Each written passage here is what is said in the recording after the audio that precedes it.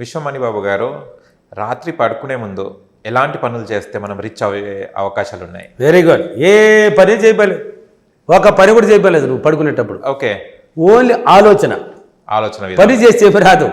నువ్వు ఆలోచిస్తూ వస్తుందండి నీ దగ్గరికి అన్ని ఆలోచన. అందుకే నీ ఆలోచనే డబ్బనాను, నీ ప్రవర్తనే డబ్బనాను, నీ మైండే డబ్బనాను, నువ్వే డబ్బనాను, నీ చుట్టూ డబ్బనాను, నీ చూపే డబ్బు, నువ్వే డబ్బు. చూడు అన్నీ నీ దగ్గర ఉన్నాయి. నువ్వు దాన్ని ఉపయోగించే విధానం తెలియకుండా వదిలేస్తున్నావు. ఏం పని చేయలేదు, తినేస్తావు కదా, హ్యాపీగా తింటావు కదా, పిల్లలతో అందరితో మాట్లాడతావు కదా. తినేటప్పుడు కూడా కొంతమంది కొనుక్కుంటూ తింటూ ఉంటారండి. ఏందండి ఇది? వికారంగా ఉంటుందండి ఇది. తినడం అనేది ఎంత ఆనందం. నువ్వు ఏ కోటి విద్యలు కూటి కొరకన్నారు, తెలియక చెప్పలేదండి. నువ్వు ఎంత ఇప్పుడు యాంకరింగ్ నువ్వు చేసేది దానికోసమే, నేను వచ్చి ఇక్కడ వీడియో చేసేది దానికోసమే. అంటే సుఖంగా ఆనందంగా ఉల్లాసంగా బాగా తిని బాగా రిచ్గా జీవించడానికి ఆ డబ్బు, అంతే కదా. అది తినలేని వాడు ఇంక దేనికి ఆ డబ్బు వేస్ట్ కదా నీకు. కాబట్టి అక్కడ తినేటప్పుడు కూడా కొనుక్కోకూడదు. కూరలు బాగున్నా బాగలేకపోయినా బాగుంది అన్నట్టు బాగుంది ఉన్నామంటే బాగుండేటివే నీ దగ్గరికి వస్తుంది. ఆల్రెడీ చెప్పాను, ఇలా ఆలోచిస్తూ తినండి. కాబట్టి రాత్రి పడుకునేస్తావు, తినేటప్పుడు అందరితో హ్యాపీగా నవ్వుతూ మాట్లాడు, జాలీగా మాట్లాడు. నెగిటివ్ ఇంటికి బయట పోయి తిరిగి వచ్చినప్పుడు అంతా నెగిటివ్ అండ్ పాజిటివ్లో ఇంట్లోకి వస్తాం. బయట కొంతమంది ఏం చేస్తారంటే బయట ఏదో చిరాకులు ఉంటాయి, వాళ్ళకి ఏదైనా జరిగినట్టువి దాని అంతా తీసుకొచ్చి ఇంట్లో చూపిస్తారండి. ఆ యొక్క చిరాకులంతా ఆ నెగిటివ్ అంతా భార్య మీద పిల్లల మీద చూపించేస్తారు. అవసరం అది? అది మనకి అవసరమా? అది అవసరం? అది బయట చెప్పులు ఎక్కడ వెళ్తావు అక్కడ తీసేయాలి దాన్ని. ఇంటికి వస్తావు కదా, చెప్పులు అనేది ఒక ప్రతి మానవుడు చెప్పేస్తాడు. ఇప్పుడు షూ చెప్పులు వేసుకొస్తారు కదా, బయట తీస్తావు కదా, ఇంట్లోకి వేసిరావు కదా. నువ్వు బయట పో, నాతో రాకో, నువ్వు చెప్పు. ఈ నెగిటివ్ అంతా నువ్వు బయట వెళ్ళిపో, నాతో రాకూడదు నాయనా, నేను హ్యాపీగా ఇంట్లో నా భార్య పిల్లలతో హ్యాపీగా ఉండాలి.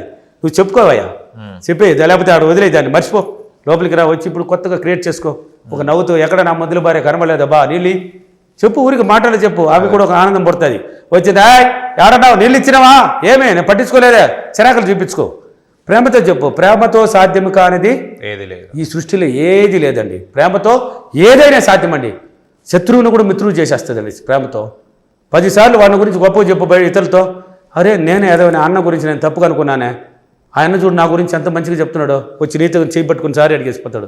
అన్నా తెలియక చేసేసానన్నా, నిన్ను గురించి తప్పు ఆలోచనలు చేశానన్నా అని. సారి ప్రేమ, దీనికంత కారణం ఏంది? ప్రేమతో సాధ్యం కానిది ఏముండదు. కాబట్టి ఇంట్లోకి వచ్చినప్పుడు ప్రేమతో మాట్లాడండి. తినేసి పడుకుంటారు కదా, ఇంకా లాస్ట్ ఏంది పడకే కదా. అక్కడ నవ్వు, ఇప్పుడు సేపు ఏం చేసావు, నవ్వుతో మాట్లాడినావు, హ్యాపీగా ఉన్నావు. అంటే నీ మైండ్కి వచ్చి అక్కడ నిద్రపోయేటప్పుడు హ్యాపీనెస్ని పట్టింది, హ్యాపీనెస్ని పట్టుకున్నది. ఇప్పుడు వచ్చినావా, పడుకున్నావు కదా, డబ్బు. నీకేం కావాలి? నీకు ఎలాంటి జీవితం కావాలి? ఏ జీవితం అయితే నువ్వు హ్యాపీగా ఉంటావు? నీ పిల్లలకి ఎలాంటి జీవితం ఇవ్వాలి, నువ్వు నీ భార్యకి ఎలాంటి జీవితం ఇవ్వాలి, సమాజంలో నువ్వు ఎలా ఉండాలి, దీని గురించి ఆలోచించు. ఎలా కావాలి అనేది నీకు ఒక క్రియేటర్ ఎవరు? మీరే కదా, సృష్టికర్త మీరే. సృష్టించుకో. ఇక్కడ ఇప్పుడు పడుకొని ఉన్నావు, పని చేయకూడదు, పనిగా చేయాల్సింది ఆలోచించు.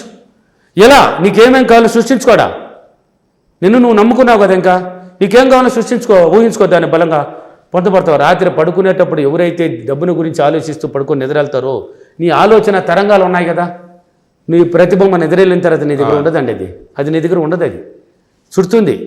నిద్రవెళ్ళినావు కదా, గాలిలో కలిసి విశ్వశక్తిలోకి వెళ్ళిపోతుంది, ఆ శక్తిలోకి వెళ్ళిపోతుంది, అక్కడ రికార్డ్ అవుతుంది పోయి.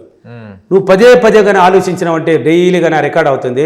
పదే ఆలోచించినప్పుడు దానికి సంబంధించిన అవకాశాలు ఏర్పరచుకొస్తుంది. అంటే తెల్లవారు నిద్రలేసి ఏం చేయాలనేది ఒకటి ఉంది. పడుకునేటప్పుడు అడిగినారు, దీన్ని చెప్పినాను. నెక్స్ట్ వీడియో వచ్చి మనం నిద్రలేసి ఎలా ఉండాలని.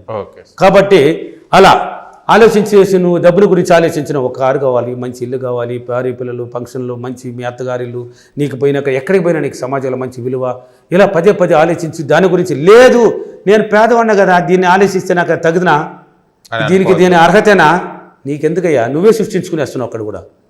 అంటే నేను అర్హత కాదని నువ్వు అంటే ఉన్నవాడు డబ్బు. ఇప్పుడు అంబానీ, బిల్గేట్స్ అంతా పుట్టుకుతో కోట్లాధిపతి అయినారా? లేదు. పెట్రోల్ బంకులు పనిచేసిన వాళ్ళు కదా వాళ్ళు, 50 రూపాయలకి. చూడు, ఎన్నో వీడియోలు చూడొచ్చు మీరు దాని అంతా. ఈరోజు ఎంతమందికి ఎంప్లాయ్మెంట్ ఇస్తున్నారండి? లక్షల్లో, కోట్లకి వెళ్ళిపోయినారు జనాలు. అంటే వాళ్ళు ఎంతమందిని కాపాడుతున్నారు. అందుకే చెప్పాను, ధనవంతుడుగానే మారడానికి కారణం వాడే. ఎంతోమంది ఎంప్లాయ్మెంట్ ఇచ్చేసినాడు. 10 మంది 100 మంది వాళ్ళ దగ్గర పనిచేసినప్పుడు ఆ 100 కుటుంబాలు జీతాలు తీసుకొని పోతున్నారు కదా. 100 మంది, ఒక్కొక్క కుటుంబంలో ఎంతమంది కాపాడుతున్నాడు? ఒకడు తీసిపోయి, నువ్వు యజమాని నువ్వు తీసిపోయి నీ కుటుంబాలు అందరూ కాపాడుతున్నాడు. అబ్బా వాళ్ళు కూడా అనుకోండి, మా యొక్క యజమాని బాగుండాలి, మా ఓనర్ బాగుండాలి, మాకేమరా తక్కువ. చూడు ఆ దీవెనలు ఎలా పోతున్నాయి, ఎక్కడికి పోతున్నాయి? ఓనర్కి పోతున్నాయి. ఆయన వల్ల మేము హ్యాపీగా ఉన్నాము, మా ఇంటానికి ₹1,00,000 శాలరీ లేక 70,000 శాలరీ, ఎప్పుడు చూసిన ఇంక్రిమెంట్ వేస్తున్నాడు. ఆలోచన మొత్తం ఆయన బాగుండాలని జీవించేస్తారు. ఆయన బాగానే ఉంటాడు ఇంకా. కాబట్టి నువ్వు ఆలోచించే విధానంలో తేడా పెట్టుకోకుండా పాజిటివ్గా ఆలోచించు, ఉన్నట్లు ఆలోచించు. ఎలాగైనా వస్తుంది నా దగ్గరికి, ఎలాగైనా ఈ పదాన్ని పట్టుకోవాలండి. ఎలాగైనా, ఎలా రాబోతుంది, నేను ఎలా ఎదగబోతున్నాను, ఇది కాదు.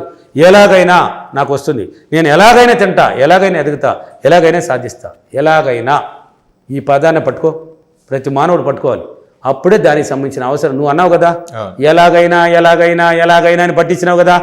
ఎలాగైనా అన్నది ఏదో ఒక మార్గం అంటున్నాడు కాబట్టి ఏదో ఒక మార్గం చూపించేస్తాను. నీ ఇన్నర్ మైండ్ బోలెడు అవకాశాలు నీ ముందర వస్తాయండి.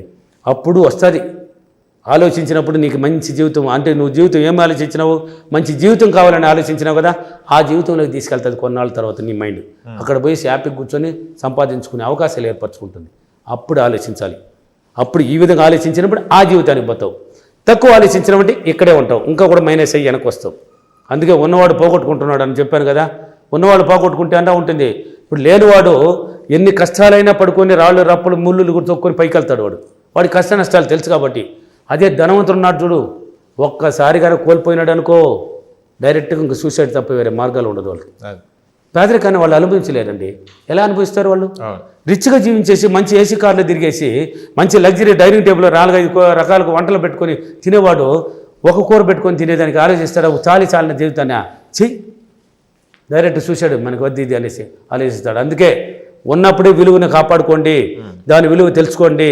లేనప్పుడు దాని విలువ తెలుసుకొని లాభం లేదు. ఉన్నప్పుడే నువ్వు ఈ కోసం భద్రపరచుకో, ఉన్నప్పుడే దాన్ని సేఫ్టీ చేసుకో, ఉన్నప్పుడే దాన్ని ఎలా వాడుకోవాలని వాడుకో.